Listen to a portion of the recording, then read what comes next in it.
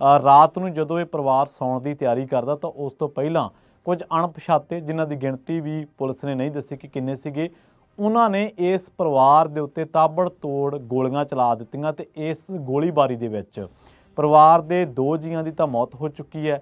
ਦਰਅਸਲ ਇਹ ਸਿੱਖ ਪਰਿਵਾਰ ਦੇ ਜਿਹੜੇ 2 ਜੀ ਬੱਚਿਆਂ ਦੇ ਮਾਤਾ-ਪਿਤਾ ਕਹਿ ਸਕਦੇ ਆਪਾਂ, ਉਹ ਵਿਜ਼ਟਰ ਵੀਜ਼ਾ ਤੇ ਕੈਨੇਡਾ ਆਏ ਸੀਗੇ ਤੇ ਇਹਨਾਂ ਦੇ 2 ਬੱਚੇ ਪਹਿਲਾਂ ਹੀ ਕੈਨੇਡਾ ਦੇ ਵਿੱਚ, ਇੱਕ ਮੁੰਡਾ ਤੇ ਇੱਕ ਧੀ, ਇਹਨਾਂ ਦਾ ਪੁੱਤਰ ਤੇ ਧੀ ਜਿਹੜੇ ਕੈਨੇਡਾ ਦੇ ਵਿੱਚ ਪਹਿਲਾਂ ਹੀ ਕੰਮਕਾਰ ਕਰਦੇ ਸੀਗੇ। ਸਤਿ ਸ਼੍ਰੀ ਅਕਾਲ, ਤੁਸੀਂ ਜੁੜੇ ਹੋਏ ਹੋ ਪੰਜਾਬੀ ਰੇਡੀਓ ਯੂਐਸਏ ਦੇ ਨਾਲ ਤੇ ਇਸ ਵੇਲੇ ਦੀ ਖਬਰ ਇੱਕ ਕੈਨੇਡਾ ਤੋਂ ਆ ਰਹੀ ਹੈ। ਕੈਨੇਡਾ ਦੇ ਵਿੱਚ ਇੱਕ ਸਿੱਖ ਪਰਿਵਾਰ ਦਾ ਬੇਰਹਿਮੀ ਦੇ ਨਾਲ ਗੋਲੀਆਂ ਮਾਰ ਕੇ ਕਤਲ ਕਰ ਦਿੱਤਾ ਗਿਆ। ਇਸ ਕਤਲ ਦੇ ਪਿੱਛੇ ਪੁਲਿਸ ਤਹਿਕੀਕਾਤ ਕੀ ਕਹਿੰਦੀ ਹੈ, ਇਹ ਘਟਨਾ ਵਾਪਰੀ ਕਿਵੇਂ ਹੈ ਤੇ ਹੁਣ ਉਸ ਪਰਿਵਾਰ ਦੇ ਵਿੱਚ ਜਿਹੜਾ ਇੱਕ ਜ਼ਖਮੀ ਹੈ ਉਸ ਦੀ ਹਾਲਤ ਕੀ ਹੈ ਤੇ ਇਹ ਪੂਰੀ ਘਟਨਾ ਵਾਪਰੀ ਕਿਵੇਂ, ਇਹਦੇ ਬਾਬਤ ਆਪਾਂ ਅੱਜ ਦੀ ਇਸ ਰਿਪੋਰਟ ਦੇ ਵਿੱਚ ਗੱਲਬਾਤ ਕਰਾਂਗੇ। ਦਰਅਸਲ ਇਹ ਸਿੱਖ ਪਰਿਵਾਰ ਦੇ ਜਿਹੜੇ 2 ਜੀ ਬੱਚਿਆਂ ਦੇ ਮਾਤਾ-ਪਿਤਾ ਕਹਿ ਸਕਦੇ ਆਪਾਂ, ਉਹ ਵਿਜ਼ਟਰ ਵੀਜ਼ਾ ਤੇ ਕੈਨੇਡਾ ਆਏ ਸੀਗੇ ਤੇ ਇਹਨਾਂ ਦੇ 2 ਬੱਚੇ ਪਹਿਲਾਂ ਹੀ ਕੈਨੇਡਾ ਦੇ ਵਿੱਚ, ਇੱਕ ਮੁੰਡਾ ਤੇ ਇੱਕ ਧੀ, ਇਹਨਾਂ ਦਾ ਪੁੱਤਰ ਤੇ ਧੀ ਜਿਹੜੇ ਕੈਨੇਡਾ ਦੇ ਵਿੱਚ ਪਹਿਲਾਂ ਹੀ ਕੰਮਕਾਰ ਕਰਦੇ ਸੀਗੇ। ਇੱਕ ਕਿਰਾਏ ਦੇ ਮਕਾਨ ਤੇ ਰਹਿ ਰਿਹਾ ਸੀ ਪਰਿਵਾਰ ਤੇ ਇਸ ਪਰਿਵਾਰ ਦੇ ਨਾਲ ਅਣਹੋਣੀ ਘਟਨਾ ਇਹ ਵਾਪਰੀ ਕਿ ਰਾਤ ਨੂੰ ਜਦੋਂ ਇਹ ਪਰਿਵਾਰ ਸੌਣ ਦੀ ਤਿਆਰੀ ਕਰਦਾ ਤਾਂ ਉਸ ਤੋਂ ਪਹਿਲਾਂ ਕੁਝ ਅਣਪਛਾਤੇ, ਜਿਨ੍ਹਾਂ ਦੀ ਗਿਣਤੀ ਵੀ ਪੁਲਿਸ ਨੇ ਨਹੀਂ ਦੱਸੀ ਕਿ ਕਿੰਨੇ ਸੀਗੇ, ਉਹਨਾਂ ਨੇ ਇਸ ਪਰਿਵਾਰ ਦੇ ਉੱਤੇ ਤਾਬੜਤੋੜ ਗੋਲੀਆਂ ਚਲਾ ਦਿੱਤੀਆਂ ਤੇ ਇਸ ਗੋਲੀਬਾਰੀ ਦੇ ਵਿੱਚ ਪਰਿਵਾਰ ਦੇ 2 ਜੀਆਂ ਦੀ ਤਾਂ ਮੌਤ ਹੋ ਚੁੱਕੀ ਹੈ ਤੇ ਇੱਕ ਜੀ ਜਿਹੜੀ ਕਿ ਬੱਚੀ ਇਹਨਾਂ ਮਾਪਿਆਂ ਦੀ ਸੀਗੀ, ਉਹ ਬੜੀ ਗੰਭੀਰ ਰੂਪ ਦੇ ਵਿੱਚ ਜ਼ਖਮੀ ਹੈ। ਘਟਨਾ ਵਾਪਰੀ ਹੈ ਕੈਲਗਰੀ, ਓਨਟਾਰੀਓ ਦੇ ਵਿੱਚ, ਕੈਨੇਡਾ ਦੇ ਵਿੱਚ ਤੇ ਇਸ ਪਰਿਵਾਰ ਦੇ ਉੱਤੇ ਜਿਹੜਾ ਕਿ ਪਰਿਵਾਰ ਜਿਹੜੇ ਕਿ ਮਾਪੇ ਆਪਣੇ ਬੱਚਿਆਂ ਨੂੰ ਮਿਲਣ ਆਏ ਸਨ, ਰਾਤ ਨੂੰ ਜਦੋਂ ਇਹ ਸੌਣ ਦੀ ਤਿਆਰੀ ਕਰ ਰਹੇ ਸਨ ਤਾਂ ਉਦੋਂ ਇਸ ਪਰਿਵਾਰ ਦੇ ਉੱਤੇ ਅਣਪਛਾਤਿਆਂ ਨੇ ਤਾਬੜਤੋੜ ਗੋਲੀਆਂ ਚਲਾ ਦਿੱਤੀਆਂ।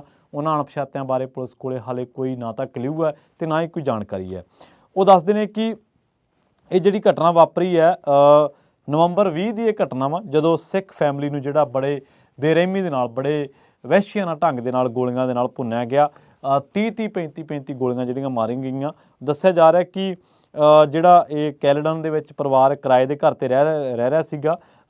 ਬਰੈਂਪਟਨ ਦੇ ਬਾਰਡਰ ਏਰੀਏ ਤੇ ਪੈਂਦਾ ਇਹ ਇਲਾਕਾ ਤੇ ਉਸ ਤੋਂ ਬਾਅਦ ਦੱਸਿਆ ਜਾ ਰਿਹਾ ਕਿ ਕਪਲ ਜਿਹੜਾ ਉਹ ਕੁਝ ਹਫ਼ਤੇ ਪਹਿਲਾਂ ਹੀ, ਜਿਹੜਾ ਬਜ਼ੁਰਗ ਜੋੜਾ ਜਿਹਦੀ ਮੈਂ ਗੱਲ ਕਰ ਰਿਹਾ, ਉਹ ਕੁਝ ਹਫ਼ਤੇ ਪਹਿਲਾਂ ਜਿਹੜਾ ਉਹ ਕੈਨੇਡਾ ਆਇਆ ਸੀਗਾ, ਉਹਨਾਂ ਦਾ ਨਾਮ ਦੱਸਿਆ ਗਿਆ ਜਗਤਾਰ ਸਿੰਘ ਤੇ ਹਰਭਜਨ ਕੌਰ। ਉਹ ਇੱਕ ਮੇਫੀਲਡ ਰੋਡ ਦੇ ਉੱਤੇ ਘਰ ਦੇ ਵਿੱਚ ਕਿਰਾਏ ਤੇ ਰਹਿ ਰਹੇ ਸੀ ਤੇ ਉਹਨਾਂ ਦਾ ਬੱਚਾ ਜਸਵੀਰ ਸਿੰਘ ਤੇ ਡਾਟਰ ਉਹਨਾਂ ਦੀ ਅਮਨਦੀਪ ਕੌਰ। ਇਹਨਾਂ ਦੇ ਨਾਮ ਸਹੀ ਨਹੀਂਗੇ, ਕਾਲਪਨਿਕ ਨਾਮ ਨੇ, ਕਿਉਂਕਿ ਸਿਕਿਉਰਿਟੀ ਰੀਜ਼ਨਸ ਦੇ ਕਰਕੇ ਚੱਲਦਿਆਂ ਇਹ ਜਿਹੜੇ ਨਾਮ ਨੇ ਉਹ ਕਾਲਪਨਿਕ ਰੱਖੇ ਗਏ ਨੇ। ਉਹ ਇੱਕ ਰੈਂਟਲ ਹਾਊਸ ਦੇ ਵਿੱਚ ਰਹਿੰਦੇ ਸੀਗੇ ਤੇ ਉਹਨਾਂ ਨੇ ਕੁਝ ਹੋਰ ਨੌਜਵਾਨਾਂ ਨੂੰ ਵੀ ਨਾਲ ਰੱਖਿਆ ਹੋਇਆ ਸੀਗਾ ਤਾਂ ਜੋ ਉਹ ਜਿਹੜਾ ਕਿਰਾਇਆ ਘਰ ਦਾ ਉਹ ਵੰਡਿਆ ਚੁੰਡਿਆ ਜਾਵੇ ਤੇ ਉਹ ਸਾਰਿਆਂ ਨੂੰ ਹੀ ਜਿਹੜਾ ਉਹ ਰੀਜ਼ਨੇਬਲ ਕਾਸਟ ਦੇ ਵਿੱਚ ਪਵੇ। ਹੁੰਦਾ ਕੀ ਹੈ ਕਿ 20 ਨਵੰਬਰ ਨੂੰ ਇਹਨਾਂ ਦੇ ਘਰ ਦੇ ਵਿੱਚ ਰਾਤ ਨੂੰ ਅਣਪਛਾਤੇ ਦਾਖਲ ਹੁੰਦੇ ਆ। ਉਦੋਂ ਘਰ ਦੇ ਵਿੱਚ ਸੀਗੇ ਜਗਤਾਰ ਸਿੰਘ, ਹਰਭਜਨ ਕੌਰ ਤੇ ਅਮਨਦੀਪ ਕੌਰ, ਜਿਹੜਾ ਕਾਲਪਨਿਕ ਨਾਂ ਹੈ। ਜਗਤਾਰ ਸਿੰਘ ਤੇ ਹਰਭਜਨ ਕੌਰ ਉਹਨਾਂ ਦਾ ਜਿਹੜਾ ਨਾਮ ਅਸਲੀ ਨਾਮ ਹੈ। ਉਹ ਅਸਲ ਦੇ ਵਿੱਚ ਦਾਖਲ ਹੁੰਦੇ ਨੇ ਤੇ ਇਹਨਾਂ ਤਿੰਨਾਂ ਦੇ ਉੱਤੇ ਤਾਬੜਤੋੜ ਗੋਲੀਆਂ ਚਲਾ ਦਿੰਦੇ ਨੇ ਤੇ 11:30 ਵਜੇ ਦੀ ਇਹ ਘਟਨਾ ਹੈ। ਦੱਸਿਆ ਜਾ ਰਿਹਾ ਕਿ ਹਰਭਜਨ ਕੌਰ ਨੇ ਜਿਹੜੇ ਤੇ ਜਗਤਾਰ ਸਿੰਘ ਨੇ, ਜਗਤਾਰ ਸਿੰਘ ਦੇ ਤਾਂ ਇੰਨੀਆਂ ਕੁ ਗੋਲੀਆਂ ਵੱਜਦੀਆਂ ਕਿ ਉਹ ਮੌਕੇ 'ਤੇ ਹੀ ਮਾਰੇ ਜਾਂਦੇ ਨੇ ਤੇ ਜਿਹੜੇ ਹਰਭਜਨ ਕੌਰ ਨੇ ਉਹਨਾਂ ਨੂੰ 22 ਗੋਲੀਆਂ ਲੱਗਦੀਆਂ ਨੇ ਤੇ ਉਹ 22 ਗੋਲੀਆਂ ਲੱਗਣ ਤੋਂ ਬਾਅਦ ਉਹਨਾਂ ਨੂੰ ਹਸਪਤਾਲ ਲਿਜਾਇਆ ਜਾਂਦਾ ਗੰਭੀਰ ਜ਼ਖਮੀ ਹਾਲਤ ਦੇ ਵਿੱਚ।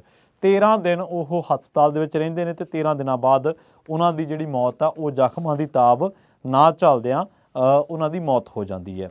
ਜਸਵੀਰ ਸਿੰਘ ਜਿਹੜੇ ਨੇ ਉਹ ਕੰਮ ਤੇ ਸੀਗੇ ਉਦੋਂ ਅਮਰੀਕਾ, ਕਿਉਂਕਿ ਉਹ ਟਰਾਲਾ ਚਲਾਉਂਦੇ ਨੇ, ਕੰਮ ਤੇ ਸੀਗੇ ਤੇ ਉਸ ਵੇਲੇ ਉਹ ਘਰ ਨਹੀਂ ਜਾ ਸਕੇ ਜਦੋਂ ਇਹ ਘਟਨਾ ਵਾਪਰੀ। ਉਹਨਾਂ ਨੂੰ ਕੁਝ ਘੰਟਿਆਂ ਬਾਅਦ ਜਿਹੜੀ ਘਟਨਾ ਦੇ ਬਾਰੇ ਪਤਾ ਲੱਗਿਆ।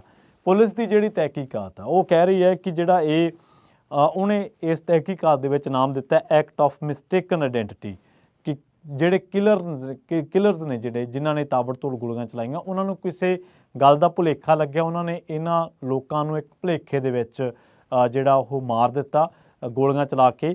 ਪਰ ਉਸ ਤੋਂ ਬਾਅਦ ਉਹ ਕਹਿੰਦੇ ਕਿ ਸ਼ਾਇਦ ਉਹ ਕਿਸੇ ਹੋਰ ਨੂੰ ਆਪਣਾ ਨਿਸ਼ਾਨਾ ਬਣਾਉਣਾ ਚਾਹੁੰਦੇ ਸੀ। ਜਿਹੜੇ ਪਹਿਲੇ ਮੁੱਢਲੀ ਜਾਂਚ ਦੇ ਵਿੱਚ ਜਿਹੜੀ ਗੱਲ ਸਾਹਮਣੇ ਆਈ, ਸ਼ੁਰੂਆਤੀ ਦੌਰ ਜਿਹਨੂੰ ਆਪਾਂ ਕਹਿ ਦਿੰਦੇ ਹਾਂ, ਉਸ ਦੇ ਵਿੱਚ ਹੁਣ ਜਿਹੜੀ ਇਹ ਪਰਿਵਾਰ ਆ ਇਹ ਬੜਾ ਫਾਈਨੈਂਸ਼ੀਅਲੀ ਜਿਹੜਾ ਉਹ ਤੰਗੀਆਂ ਤੁਰਸ਼ੀਆਂ ਦੇ ਨਾਲ ਜੂਝ ਰਿਹਾ ਵਾ। ਸੋ ਬਹੁਤ ਮੰਦਭਾਗਾ ਇਹ ਜਿਹੜੀ ਐਕਸੀਡੈਂਟ, ਜਿਹੜਾ ਮੰਦਭਾਗੀ ਘਟਨਾ ਇਸ ਪਰਿਵਾਰ ਦੇ ਨਾਲ ਵਾਪਰੀ ਹੈ। ਦੱਸਿਆ ਜਾ ਰਿਹਾ ਕਿ ਸਾਰੀ ਫੈਮਿਲੀ ਜਿਹੜੀ ਆ ਉਹ ਗੁਰਸਿੱਖ ਪਰਿਵਾਰ ਆ, ਗੁਰਸਿੱਖ ਫੈਮਿਲੀ ਹੈ ਤੇ ਜਿਹੜੇ ਬੱਚੇ ਨੇ ਦੋਨੇ ਉਹ ਆਏ ਸੀਗੇ ਭਾਰਤ ਤੋਂ ਪੰਜਾਬ ਤੋਂ ਤੇ ਉਹ ਕੰਮਕਾਰ ਕਰਦੇ ਸੀਗੇ, ਜਦ ਕਿ ਜਿਹੜੇ ਇਹ ਦੋ ਬਜ਼ੁਰਗ ਨੇ ਇਹ ਵਿਜ਼ਟਰ ਵੀਜ਼ਾ ਤੇ ਕੁਝ ਸਮਾਂ ਪਹਿਲਾਂ ਹੀ ਆਏ ਸੀਗੇ ਤੇ ਅਕਸਰ ਗੁਰਸਿੱਖ ਪਰਿਵਾਰ ਹੋਣ ਕਰਕੇ ਗੁਰਦੁਆਰਾ ਸਾਹਿਬ ਦੇ ਵਿੱਚ ਵੀ ਇਹਨਾਂ ਦਾ ਜਿਹੜਾ ਆਉਣ ਜਾਣ ਸੀਗਾ। ਦੱਸਿਆ ਜਾ ਰਿਹਾ ਕਿ ਇਹਨਾਂ ਨੂੰ 22 ਬੁਲਟ ਲੱਗੇ ਨੇ ਸਿਰਫ ਕੁਛ ਕੁ ਸਕਿੰਟਾਂ ਦੇ ਵਿੱਚ ਹੀ।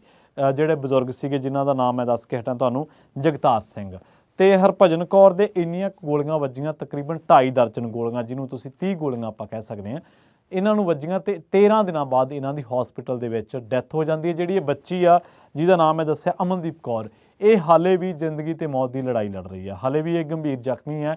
ਹੁਣ ਉਹਨਾਂ ਦਾ ਜਿਹੜੇ ਹਮਲਾਵਰ ਆਏ ਸਨ ਉਹਨਾਂ ਦਾ ਟੀਚਾ ਕੀ ਸੀ, ਜੇ ਮਿਸਟੇਕਨੀ ਜਿਹੜੇ ਹੈਂਡਲ ਕਿਹਾ ਗਿਆ ਕਿ ਗਲਤੀ ਦੇ ਨਾਲ ਇਹਨਾਂ ਨੂੰ ਜਿਹੜਾ ਆਇਡੈਂਟੀਟੀ ਕਰਕੇ, ਗਲਤ ਆਇਡੈਂਟੀਟੀ ਕਰਕੇ ਇਹਨਾਂ ਨੂੰ ਜਿਹੜਾ ਉਹ ਹਮਲੇ ਦਾ ਸ਼ਿਕਾਰ ਬਣਾਇਆ ਗਿਆ, ਤਾਂ ਉਹਦੇ ਪਿੱਛੇ ਕਿਉਂ ਇਹਨਾਂ ਨੂੰ ਇਸ ਤਰ੍ਹਾਂ ਦਾ ਜਿਹੜਾ ਜ਼ੁਲਮ ਆ ਉਹ ਸਹਿਣਾ ਪਿਆ, ਤੇ ਦੂਜੇ ਪਾਸੇ ਕੀ ਹਮਲਾਵਰ ਜਿਹੜੇ ਨੇ ਉਹ ਕਦੋਂ ਫੜੇ ਜਾਣਗੇ, ਇਹਦੇ ਬਾਬਤ ਬਹੁਤ ਸਾਰੇ ਅਣਸੁਲਝੇ ਹਲੇ ਸਵਾਲ ਨੇ ਜਿਹੜੇ ਇਸ ਪਰਿਵਾਰ ਦੀ ਹੋਣੀ ਦੇ ਨਾਲ, ਇਸ ਪਰਿਵਾਰ ਦੀ ਤਰਾਸਦੀ ਦੇ ਨਾਲ ਜੁੜੇ ਨੇ।